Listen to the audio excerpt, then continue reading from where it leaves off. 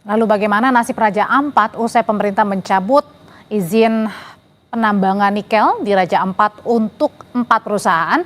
Saat ini kita sudah bergabung dengan Toto Daryanto, Komisi 12 dari fraksi Partai Amanat Nasional, dan juga ada Koordinator Nasional Jaringan Advokasi Tambang atau Jatam, Melki Nahar. Selamat malam, Mas Toto. Selamat malam, Mas Melki.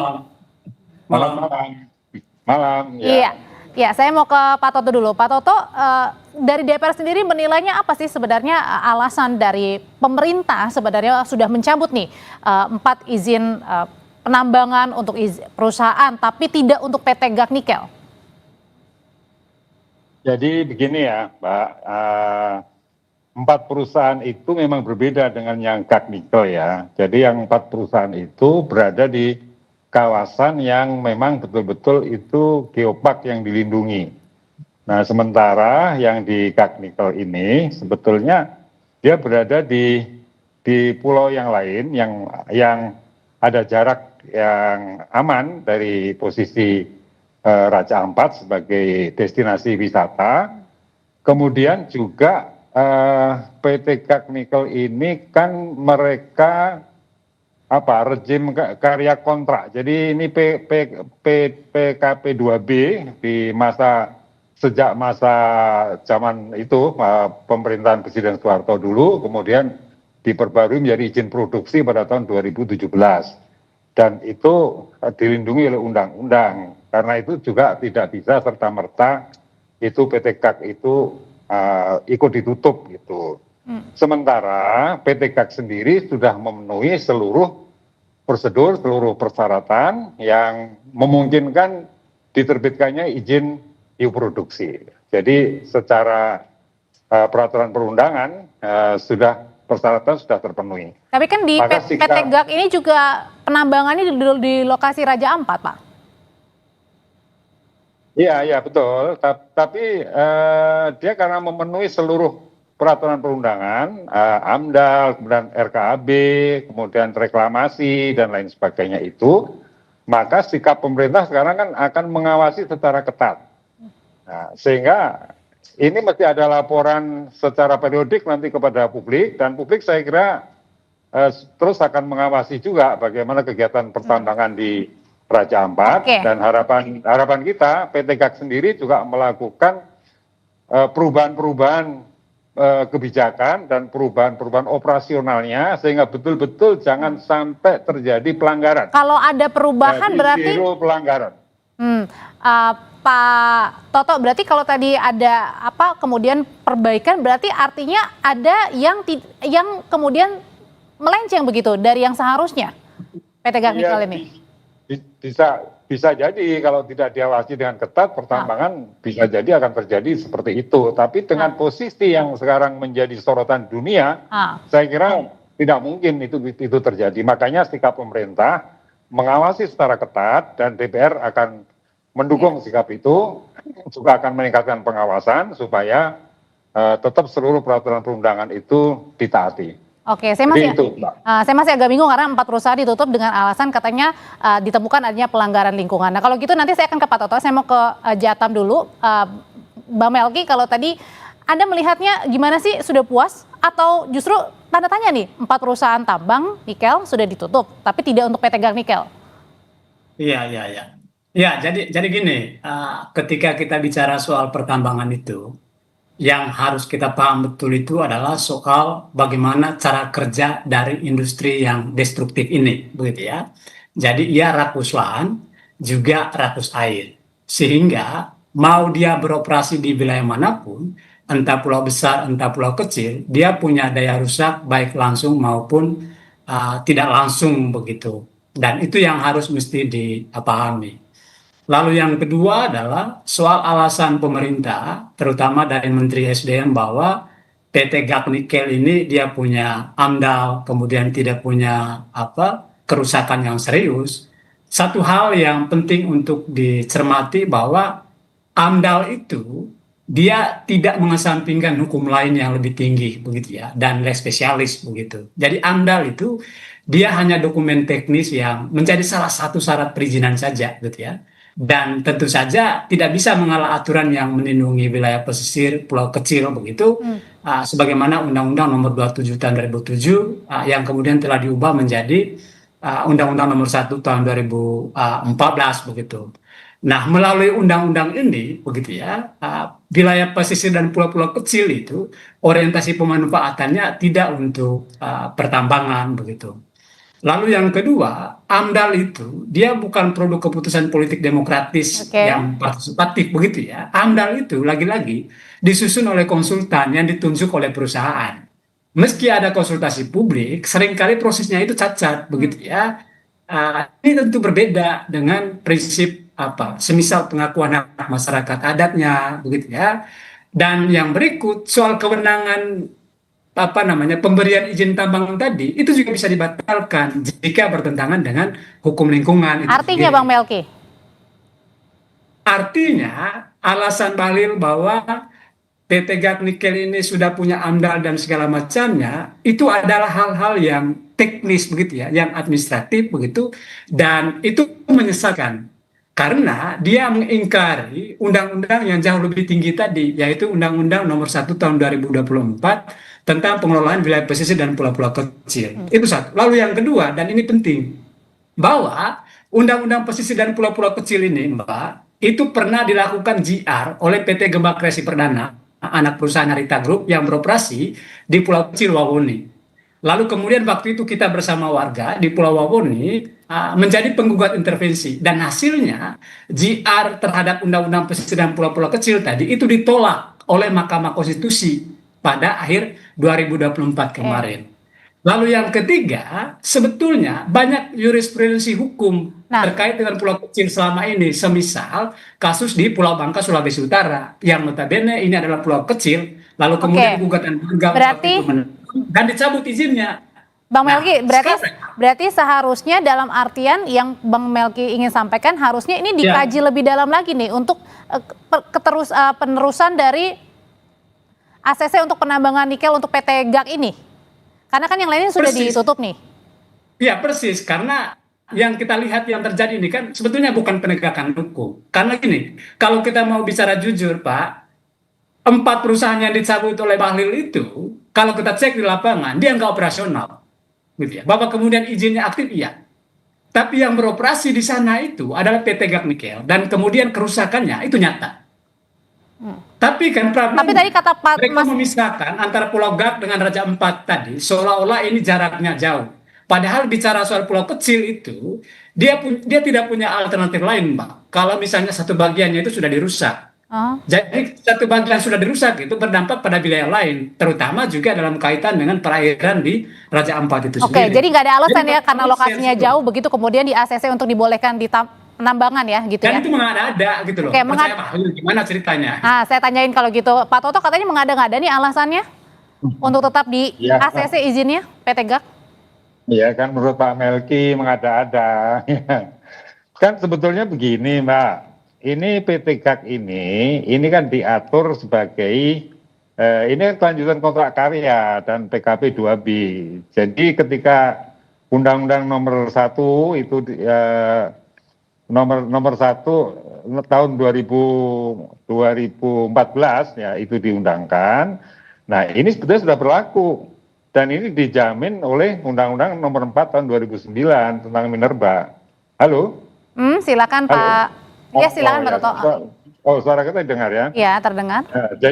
Jadi di situ dinyatakan dalam pasal 169 Undang-Undang Minerba Nomor 4 tahun 2009 yang sekarang sudah direvisi, tapi itu tetap pasal itu tetap terus ya, menyatakan bahwa kontrak karya dan PKP 2B yang sudah ada sebelum undang-undang tersebut tetap berlaku sampai masa kontrak habis gitu. Nah kemudian di tahun 2017 kan ini masa kontraknya itu 30 tahun gitu loh. Jadi memang tidak bisa, ini beda. Jadi ini beda dengan yang diatur sebagai sebagai pertambangan di pulau-pulau kecil itu. Karena ini adalah ada aturan hukum yang mendasari sebelumnya. Oke, jadi artinya tetap dilanjutkan gitu maksudnya Pak Toto?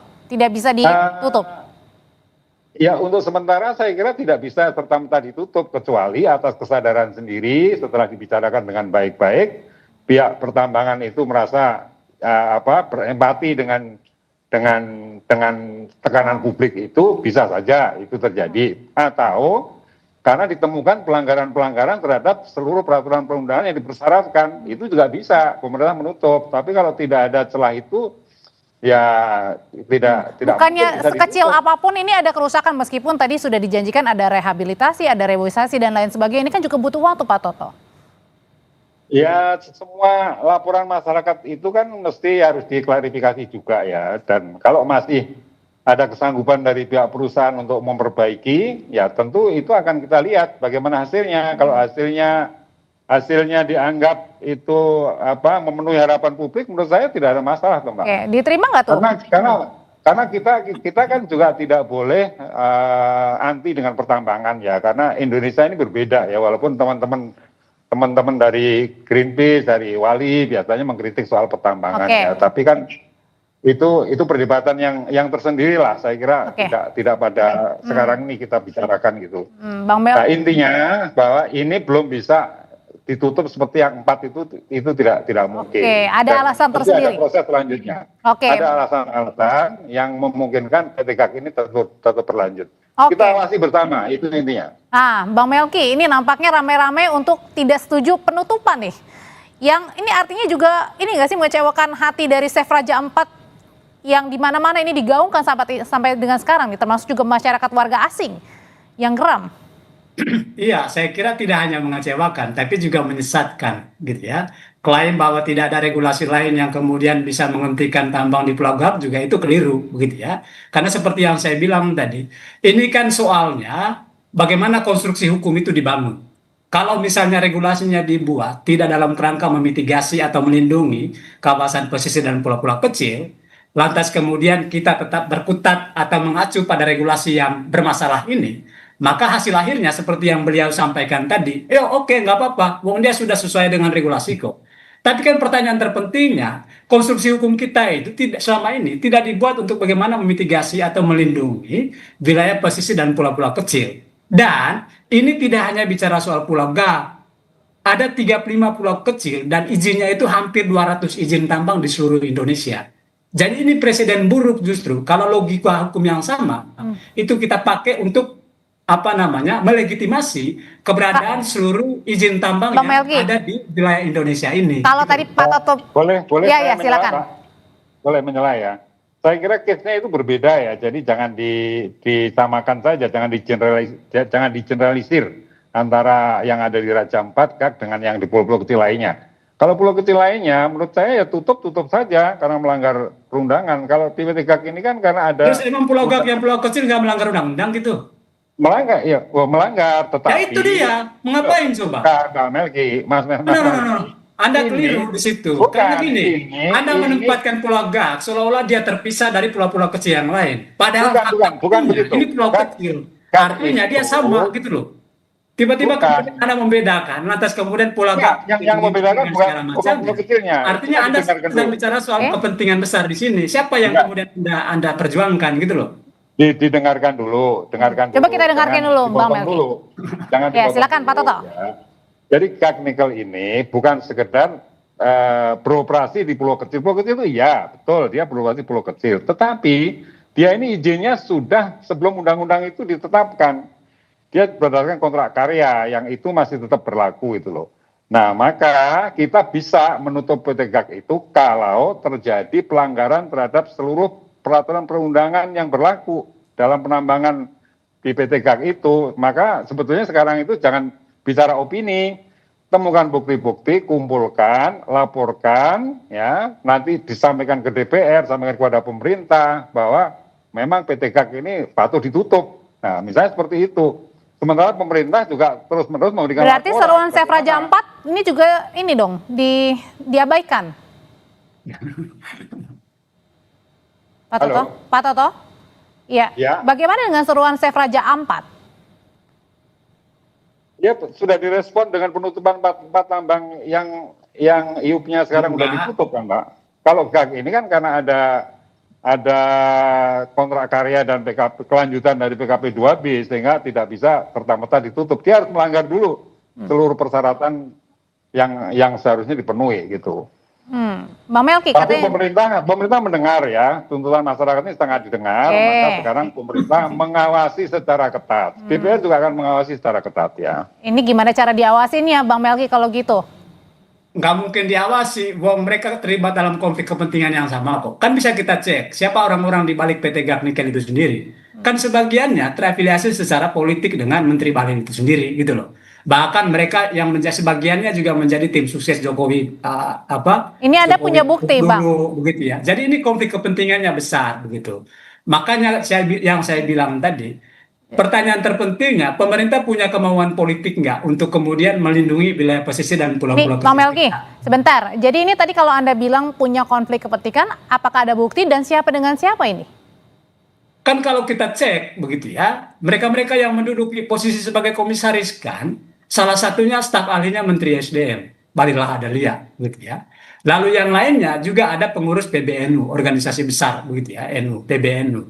Jadi makanya kita selalu bicara bahwa langgengnya tambang ini karena ketemu itu titik temu kepentingan antara si elit politik dengan si pelaku bisnis itu sendiri begitu. Makanya tidak heran kemudian mengapa PT GAC Nikel tadi itu dibiarkan beroperasi.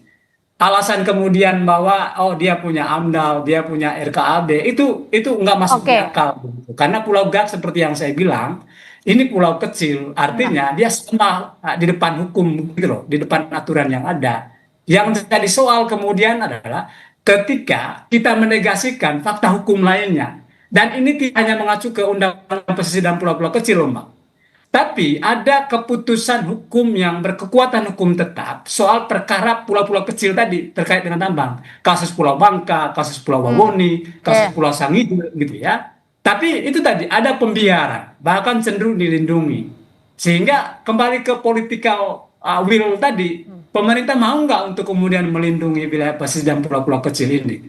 Tapi kalau kemudian mereka orientasinya tetap bisnis, ya kita kemudian jadi Oke, paham Pak Toto, apa yang kemudian akan apakah terjadi. memang hanya orientasi bisnis semata tadi ada di balik siapa dengan siapa begitu sehingga nampaknya terkesan bahwa semuanya ini melindungi nih PT GAC ini, Pak Toto? Saya nggak mau mengaitkan ke situ ya, karena saya tidak tahu itu apa yang terjadi seperti yang dikatakan oleh Bung Melki gitu. Kalau saya melihatnya karena PT GAC ini dia adalah kontrak karya gitu loh, yang oleh undang-undang itu masih dimungkinkan dia untuk terus berlanjut. Nah, sementara pemerintah harus menemukan alasan bahwa ada persyaratan-persyaratan yang dilanggar. Makanya menurut saya kok begini ya, Bung Melki, temukan seluruh pelanggaran-pelanggaran itu dipublish gitu loh. Kan kita punya presiden ini sangat peka dan cepat mengambil keputusan ya. Saya kira keputusan terakhir nanti juga pada Bapak Presiden Prabowo itu kalau melihat memang terjadi seperti itu. Tapi ini kan juga dari pihak SDM sendiri akan terus-menerus mengawasi dan menurut saya pengawasan ini harus dilaporkan kepada publik. Jadi dari nanti kita beradu di situ mana sebetulnya GAC ini melanggar apa enggak gitu loh. Nah, kalau melanggar ya ditutup, setuju kita. Kalau melanggar ditutup, ya memang semua pelanggaran harus ada sanksinya kan. Gitu. Tapi kalau tidak melanggar bagaimana? Kita nggak bisa nutup karena izinnya dia masih 30 tahun. Bang Melki katanya kalau tidak ada pelanggaran ya tidak usah ditutup. Kalau gitu Anda juga akan temukan pelanggaran-pelanggarannya, laporkan kepada publik, ya nanti terus-menerus kita awasi bersama-sama gitu. Gimana tuh Bang Melki? Karena kan saat ini dari Barreskrim juga sedang menelusuri ya ada atau tidaknya dugaan unsur pidana nih.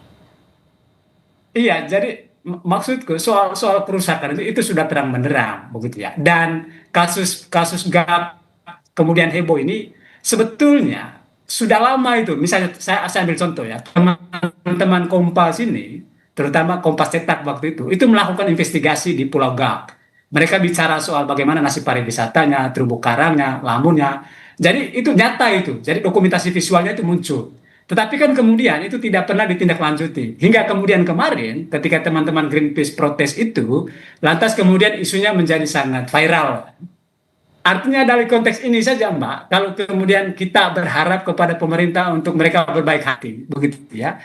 Seolah-olah mereka ini ada dalam klaster yang lain dengan kita sebagai warga biasa atau dengan lingkungan itu sendiri. Meskinya kalau pemerintah punya isi otak, begitu ya, yang harus dia pikirkan adalah bagaimana memastikan keberadaan wilayah pesisir dan pulau-pulau kecil tadi yang notabene ini bukan pulau kosong, gitu ya. Ini pulau ada penghuninya dan luas konsesinya Pak melampaui luas dari pulaunya itu sendiri, lebih dari 13.000 hektar.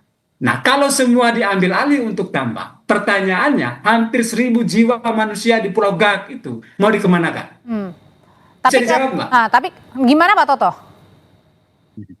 Kalau saya lihat konteksnya tidak itu tadi, Mas Melki, karena kalau mau dikemanakan, Artinya dalil bahwa ada regulasi ini, regulasi itu, kan pertanyaan pentingnya sejauh mana regulasi ini bisa Baik. melindungi warga yang hari ini tinggal mati dan hidup di Pulau Gak itu sendiri. kalau Kan itu konteksnya soalnya. hanya masyarakat yang berada di Pulau Gak mau dikemanakan, kan orang bisa juga berkata, ya masyarakat Gak harus disejahterakan dengan adanya tambang itu.